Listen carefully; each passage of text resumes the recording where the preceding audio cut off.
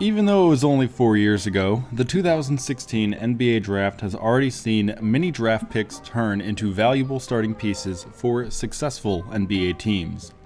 This includes guys like Ben Simmons, Brandon Ingram, Jaylen Brown, Jamal Murray, Malcolm Brogdon, Pascal Siakam, Domantas Sabonis, Buddy Hield, and Caris LeVert.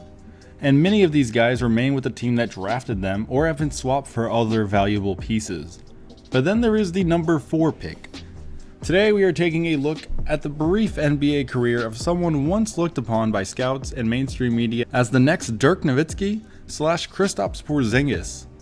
Today we ask, what has happened to Dragan Bender's NBA career? But first, please hit the like button, it helps me out much more than you guys realize. Now let's get rolling. Going way back, at only 15 years of age, Bender made his professional basketball debut in his home nation's second-tier domestic league, the Croatian League, playing for KK Split.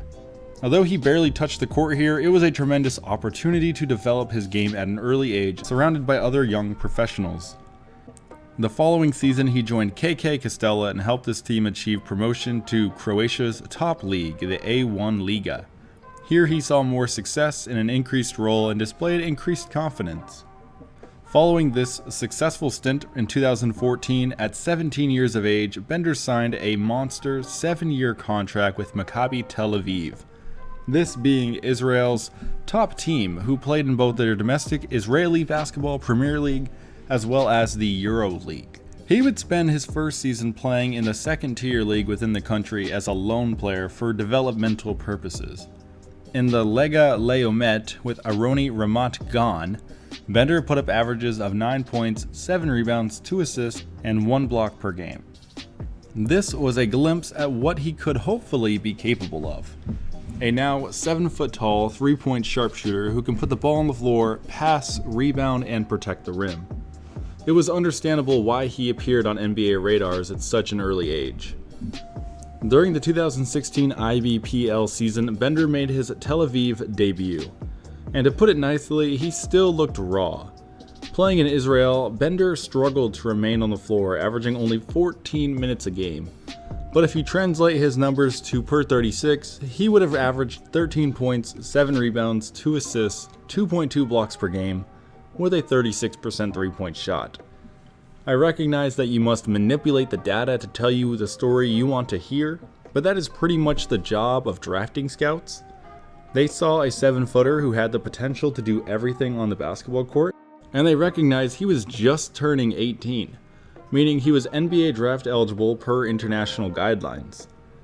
It made sense to NBA prospect analysts to put him in their draft lottery. Also, it helps that another lanky, sharp-shooting Eastern European, Kristaps Porzingis, had just blossomed during his rookie season the year prior. With the 4th pick in the 2016 NBA Draft, my favorite team, the Phoenix Suns, selected Dragan Bender and bought out his Maccabi Tel Aviv contract so he could come over immediately. Bender was the youngest player selected and amongst all the lottery was easily the most underdeveloped. The Suns were abysmal at this time, as they had been for a while, coming off of a 23-win season. And at the time, their general manager Ryan McDonough was still screwing with the roster. He was attempting to mix very young, raw players with lots of potential with very old veterans. The team wanted to acquire valuable youth, and the 4th pick was an excellent opportunity to do that. In fact, the Suns managed to do something kind of amazing as they managed to snag the 8th pick of this draft from the Sacramento Kings. This is 2 top 8 picks in a draft containing all those guys I listed off earlier. Yet, the 8th pick was Marquise Chris. For some reason, Ryan McDonough and owner Robert Sarver thought it would be a great idea to draft 2 players in the lottery who play the exact same position. This is easily the first stunt to Bender's NBA career. The following season, the Suns remained awful, but teenage Bender showed some signs that he could have value down the road. He became the 3rd 18-year-old NBA player since 2007 to score at least 10 points in a single game, joining Giannis Antetokounmpo and teammate Devin Booker in the process. The Suns also became the first team in league history to play 3 teenagers at the same time, running Bender, Booker, and Chris all on the floor at once. But all in all, this was not a great year for Bender. He had ankle surgery midway through the season, limiting him to only 43 appearances total. In those games, he put up averages of just 3 points, 2 rebounds a night on 35 and 27% shooting. Very well below the Mendoza line for each. But it is important to remember that he was injured and still very young. But the biggest holdback of the season that anyone who watched could tell you was how timid he looked on the floor. It appeared that Bender never felt as though he belonged on the NBA court. He often passed up open looks or flicked up rush shots. The ball handling and passing, so heavily praised leading up to the draft, never showed itself. It looked as though he would freeze every time he touched the ball, and all he wanted was for someone to come and take it from him. In 574 minutes during his rookie year, Bender only shot 11 free throws. In all of NBA history, only 22 times has a player done this. Even with all these negatives, comfortability is something that develops over time. Faith was not lost in the teenage Bender, and the Suns remaining a bottom-dwelling team meant he was going to receive more opportunity. During the summer of 2017, Bender would join the Croatian national team in EuroBasket 17, the most premier continental basketball championship worldwide. Here he would join fellow NBA young talents Dario Saric and Bojan Bogdanovic. Though the team did finish 4-2 overall, they would taste defeat in the first round of the knockout stage. More concerning though was the lack of impact Bender had in the summer tournament. In 6 games, Bender played as the backup to Saric and averaged only 4 points, 2 rebounds a game. This is rather embarrassing for the young lottery pick. Looking back as an outsider, 2018 was the opportunity of a lifetime for Bender. The Suns finished dead last in the Western Conference, and minutes were to be had for the young Croatian big man. This was his chance to learn and improve. But at ground zero, it was a different story. Losing night in and night out is not how a basketball player gets better. No matter what people would say to the young Suns core, or what they told themselves, the culture of the team was defeat. The starting point guard, Eric Bledsoe, quit the team out of frustration 3 games into the year, forcing them to scramble with their most valuable winning piece gone so quickly.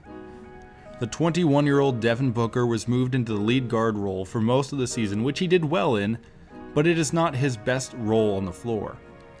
Everything was bad in Phoenix, but at the very least, Bender was in good health. He would appear in every single game this year, all 82. He even received 37 starting opportunities, but it did not materialize into much. Bender averaged only 6 points, 4 rebounds per game on 25 minutes a night.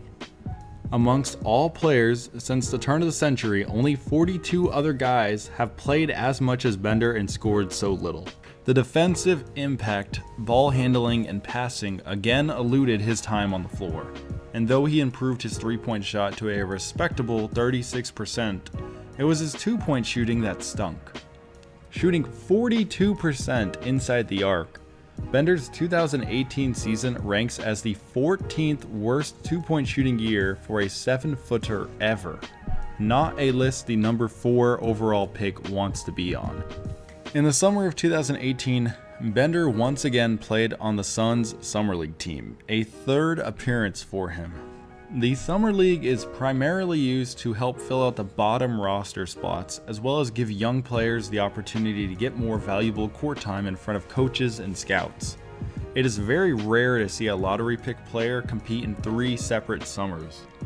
But what was worse was how he performed. Bender floundered his way through 5 games, putting up only 6 points, 4 rebounds a night. I recognize this is a very small sample size, but at 22 minutes a game, everyone was expecting more from him. After the poor Summer League performance, the Suns declined his 4th-year player option, meaning Bender would be an unrestricted free agent at the end of the 2019 campaign. This made the next year a make-or-break year for Bender. At only 21 years of age, his spot in the NBA was up for grabs, and honestly, his value to a EuroLeague team could and should be questioned. The year did not get off to a great start. Bender initially lost his spot in the rotation, settling for many DNPs in the first half of the year. Then an ankle injury, followed by a thumb injury, also kept him off the court down the stretch when the full tank mode switch had been activated. Through 46 games, including 27 oddball starts, at 18 minutes a night, Bender averaged 5 points, 4 rebounds a game. He had a few moments where he stopped thinking and just played, but for the most part, it looked as though he was very aware of his situation. He recognized the downward trajectory his career was taking, and he could not get out of his own way. If you would have asked me during the summer of 2019 what was next for Bender, I would have said Europe. But to my surprise, he was actually offered a contract with the championship-chasing Milwaukee Bucks. Though this was not a two-way contract, it was made clear that Bender was going to be treated like a two-way player. He would dress and appear sparingly with the Bucks' actual team, but instead receive opportunity to play a big role in front of small crowds with the Wisconsin Herd, their G League affiliate. Opening up the season with the Herd, Bender surprisingly looked like a man amongst boys. He played the way scouts and coaches had hoped he would have all along. In 13 games, Bender averaged 20 points, 8 rebounds, 2 assists, and 1.7 blocks per game, shooting a spectacular 50% from the field and 38% from deep. This was what Bender was always capable of, but now he needed to show it in the NBA. With the Bucks' true team, Bender mostly just watched from the sideline. The Bucks have been really stinking good. Giannis Antetokounmpo obviously has the rotation spot locked down, with savvy veteran Ersan Ilyasova right behind him. But this time, Bender placed great value in his small amount of minutes. In 7 games, Bender shot 44% from deep, going 4 of 9. He also increased his effort defensively.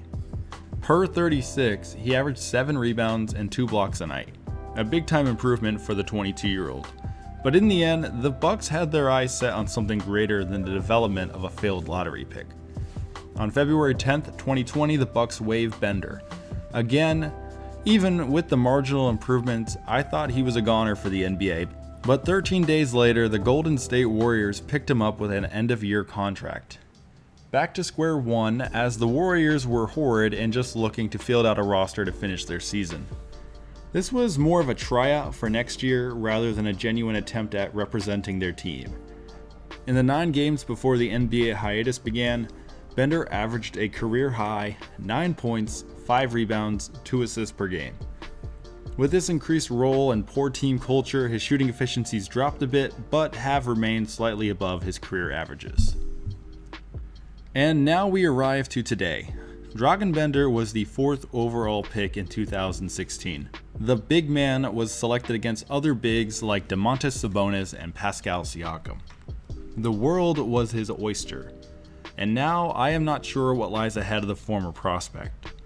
Next season is going to be a weird one for the NBA. With a funky summer league and preseason coming up, I foresee a lot of fringe players being looked over. Bender may return to Europe to begin the second stage of his career, or he may hang on to the NBA as a bottom roster fill-in. Only time will tell.